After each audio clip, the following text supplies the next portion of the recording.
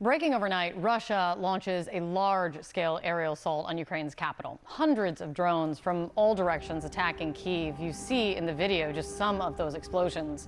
Ukraine's president said more than 400 drones and at least 18 missiles struck.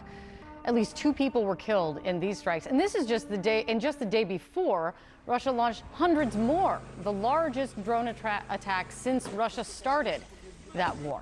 This comes as President Trump is suggesting now that he has reached his limit with Russian President Putin. We get a lot of bull thrown at us by Putin, for you want to know the truth. He's very nice all the time, but it turns out to be meaningless.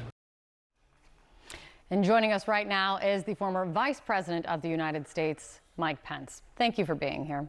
Thanks for having me on, Kate. I really appreciate it. Can I also say, I just am grateful for CNN's consistent coverage of the tragedy in Texas. Our hearts and our prayers have been with all of our countrymen there, and appreciate the yeoman works you all have done to tell that story. Thank you. It's a very tough job that we have our team down there to do, and an important one, and I appreciate that. Yeah. On Ukraine, I know this is something that you have cared so deeply about.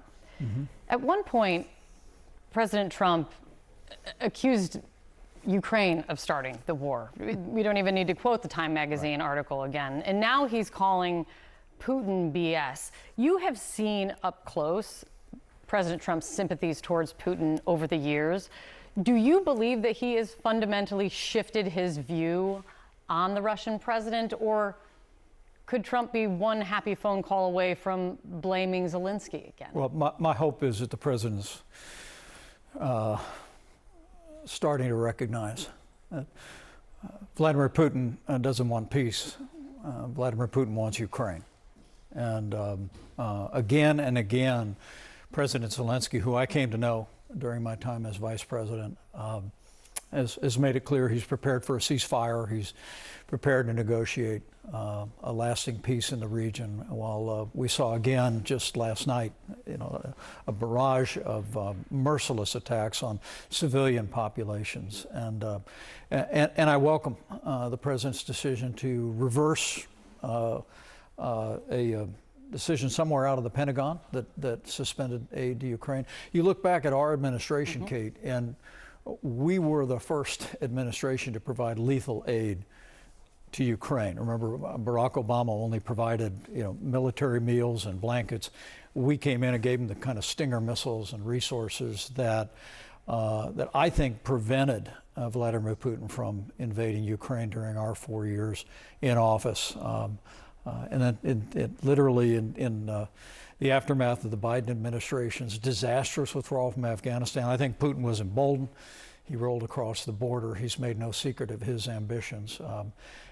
And while I had concerns and expressed them in those first 100 days about the president's kind of ongoing hope and desire for a negotiated settlement, I welcome his decisions this week and his rhetoric. And I think what may have changed is that some of the isolationist voices in and around this administration that recently condemned the president's correct and courageous decision to launch a military assault against Iran.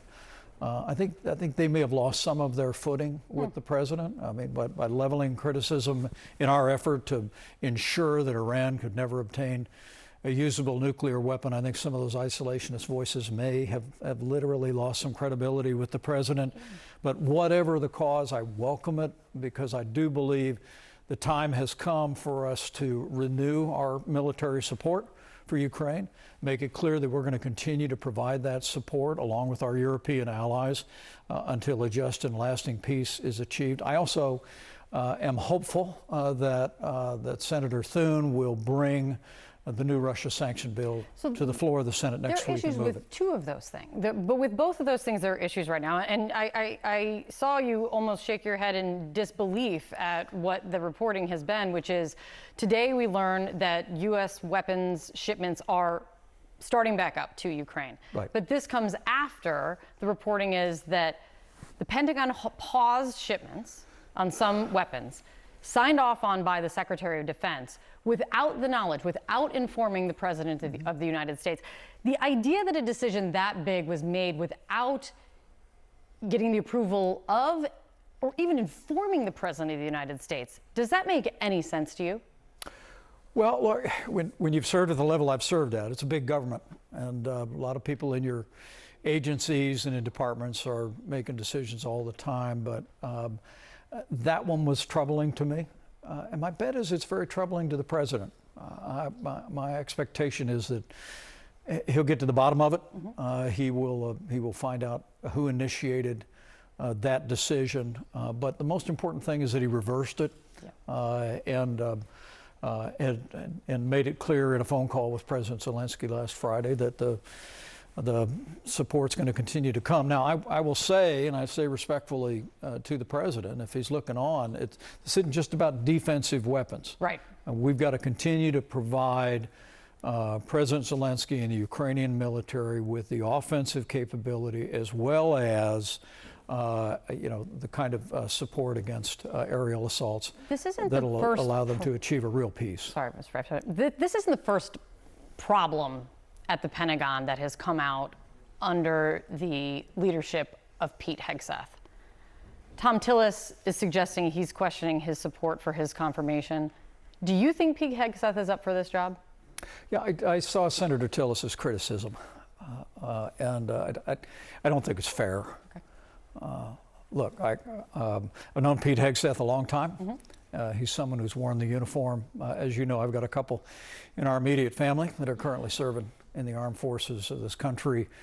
And I got to tell you, I'm very encouraged overall with the President's leadership and his team at the Pentagon. I think General Kane had demonstrated his extraordinary capabilities with the success of that mission over Iran. Our airmen did an incredible job after the President made that courageous decision to launch U.S. forces. I think the launching efforts earlier this year that caused the Houthis to stand down on what had been years of attacks against U.S. military vessels in the region. And probably the most hopeful thing, I would say, and I credit first the President, but also the Secretary of Defense and his entire team, is recruitment is up. I mean, we had fallen behind in every branch in the service in meeting recruitment goals at the end of the Biden administration. And now I'm told that we're exceeding goals in every branch of our armed forces. And so all of that is welcome news, positive. You also mentioned sanctions. Thune's talking about bringing it forward, but has said he's not going to bring forward this big sanctions bill pushed by Graham and Blumenthal and has 80 co-sponsors. I mean, nothing has 80 co-sponsors in this kind of bipartisanship anymore in Washington. But he won't do it unless Trump signs off. And Trump is not a yes yet. Is there any good reason in your mind to not be moving forward with this sanctions bill right away? Well, my hope is the President make it clear that he wants that bill on his desk. He keeps saying, yes, maybe, no, I don't need it yet. He suggested to advisors he thinks it won't deter. Yeah, but, you know, Kate, I spoke Trump fluently for 4 years. So decipher, please. So when I saw him the other day say that he's strongly looking at it, I know what that means. And I saw Senator Graham actually put on social media that he talked to the President. And the President wanted them to move the bill. So you think it means? Well, my hope is that the President will understand the value of the Senate acting, and they can put that on his desk, and it has broad waiver authority in it. But I literally think that the very presence of those new sanctions, especially the secondary sanctions that are included, that are essentially going to go against countries that are subsidizing that war effort. Why pump the brakes? Well, I think and hope the President will see the value of Vladimir Putin seeing those sanctions on his desk, available for a signature. But the most important thing is that we continue to make it very clear that we're not going to tolerate Vladimir Putin redrawing international lines by force. He didn't do it in our 4 years. He had done it. It's important to remember Russian forces had crossed a border in Europe broadly under the Bush administration, under the Obama administration in Crimea, and of course under the Biden administration. But under our administration, we built up our military. We unleash our armed forces to take down the ISIS caliphate. We even took down the leader of the Iran Revolutionary Yes. Guard, Qasem Soleimani. We sent cruise missiles into Syria not once but twice. I think Vladimir Putin saw us supporting Ukraine with lethal aid. I think he saw us willing to use force to defend our interests and our allies, and he stood down. And the pathway today to peace in the region, in Eastern Europe, in the Middle East, in the Asia Pacific, is American strength.